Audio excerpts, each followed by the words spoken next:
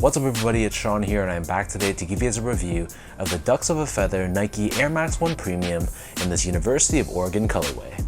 I know, these released back on March 26, Air Max Day, but I didn't actually get my pair in hand until a couple of days ago. So this is a joint collaboration between Nike and Division Street's Ducks of a Feather brand, which aims to empower the student athletes of the University of Oregon. So this was a special edition version of the Air Max 1 which released on March 26th. They were exclusively sold on the GOAT app and they retailed for a price of $220 US, which is approximately $310 Canadian converted. The official colorway for this shoe is Hemp, University Gold, Sail, Cocoa Wow, and Desert Dust. And I believe these were limited to only 3,000 pairs in existence, not to be confused with its sister pair. I believe they were only individually numbered and there was under 300 pairs for that pair. So while the resale prices for this shoe are still pretty high, it's still obtainable within reason and not as high as that other pair. So first things first, here's a quick look at the packaging. So this is the standard box that most University of Oregon Nike collaborations come with. So this is done in a mix of green and black, and we have a combination of Nike and Oregon Ducks co-branding throughout the box. So underneath the top of the lid, we have the Oregon Duck logo here, which is a nice added touch. And before I go on any further, unfortunately this shoe is not my size, not even close. I was only able to grab a size 8, so I can't even get my foot into this shoe. So unfortunately this is strictly going to be a review video and not an on-feet look. And on that note, I can't attest to the comfort or the sizing of this shoe, which I know will leave a lot of you guys disappointed, but for those that are still willing to watch this video, appreciate the support. So jumping right into the details, on the toe box, this is covered in a brown colored nylon, which has a shiny look to it and it feels very soft to the touch. Surrounding the front toe cap, we have a genuine suede done in this light tan color, and we have this mini swoosh on the lateral side in green. On the U-throat, we have a patterned suede, which has a spotted look to it. And next to this, we have an iridescent panel, which changes from green to brown depending on the angle that you're looking at it in. Covering the mid panel of the shoe, we have this perforated nubuck, which is done in this light brown color. And then covering the top two eyelets, we have more of that patterned suede, and the eyelets themselves are constructed out of a TPU or plastic in yellow. Stitched on top of the mid panel, we have an iridescent swoosh, which is done in more of a bluish tone, and we have a shiny white leather underneath. Beneath this, the suede mudguard runs down the entire length of the shoe, and then covering the top portion of the ankle collar area. This is again done in an iridescent finish, and then beneath this on the heel, we have this patterned nubuck, which is done in a spotted brown color. We have the words "Once a Duck" on the left foot and "Always a Duck" embroidered on the right foot. Attached to the shoe, it also comes with this leather hang tag with the University of Oregon's O logo on one side and Ducks of a Feather on the other side. And then for the laces, this pair comes with two different lace options. The standard lace that they come with is a flat style off-white colored lace, but they also come with a secondary lace which is done in more of a greenish tone. Underneath this, the tongue is constructed out of that same perforated nubuck found on the quarter panel. On the top of the tongue though, we have this suede patch in brown, and we have the Nike swoosh embroidered in yellow on the right foot, and Ducks of a Feather embroidered on the left foot. The back of the tongue and the interior of the shoe, this is lined in a silky smooth, satin-like liner, which gives the shoe more of a luxurious look and feel. And then for the insoles, nothing too special here. This is your typical foam lined insole, however, the top layer has a water-inspired pattern to it, and we have the letters for Ducks of a Feather found on the heel.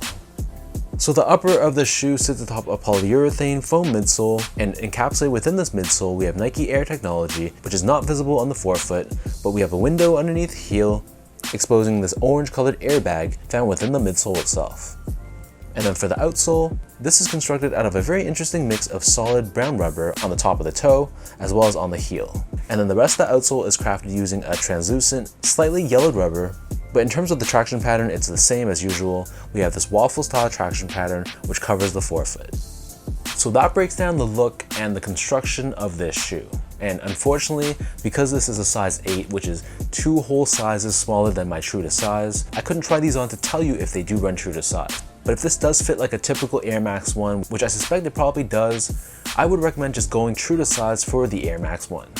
So my foot measures as a true size 10, slightly on the wider side, and I usually wear a size 10 in recent Air Max 1s, so that's what I would go with.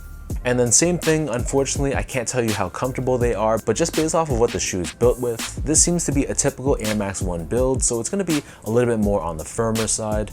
There's really not too much from a softness standpoint, but for an everyday casual use shoe, Air Max 1s are okay if you don't mind your shoes to be a little bit more on the firmer side. Finally, so what I can tell you guys about is the material quality and the craftsmanship of this pair. So first of all, the material quality I was really happy with. I was a big fan of the different types of material that they use on this shoe. Everything from the shaggier suede on the toe box to the flatter nubuck on the quarter panel, as well as these patterned layers of leather. I thought Nike did a solid job on this pair, and the materials to me at least felt like they were above average. The overall build of the shoe too I thought was great. It was pretty much free of any significant glue stains, the stitch job was good, and the panels were pretty consistent between my left and right feet. So this is a great thing to see considering this is a special limited release. So it seems like, or at least for my pair, Nike took some extra care in the overall build and the craftsmanship on this pair.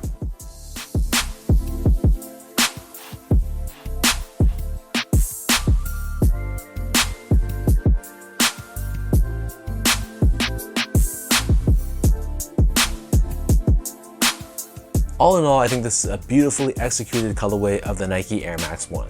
With the inspiration of the shoe being the different species of ducks, this kind of reminds me of the Concept's Nike SB Dunk High Turduncan, but I'm a bigger fan of an Air Max 1 silhouette over the Dunk High, so my vote goes to this one. I think this one looks a little bit cleaner, and it's just a much more wearable silhouette to me at least. And I know I already mentioned this earlier on in the video, but I'm a big fan of the variety of the materials, and I think the color blocking of the shoe was really well done too. It still has a good amount of neutral tones to it, making it a bit more wearable, but it has just enough pop where it needs to, like on the swoosh, as well as the iridescent panels around the collar. So I gotta tip my hat to Division Street and Nike for creating a beautiful colorway of the Air Max 1.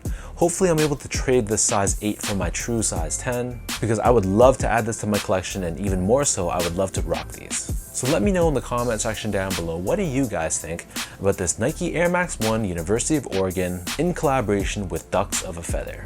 For anyone watching, did you manage to pick these up as well on GOAT? Did you strike out and pick these up on the secondary market? Or you're just not feeling this colorway, or it's out of your price range and you passed? As usual though, if you guys enjoy this review, be sure to like, comment, and subscribe to my channel if you haven't yet. You can follow me on Instagram at esco8.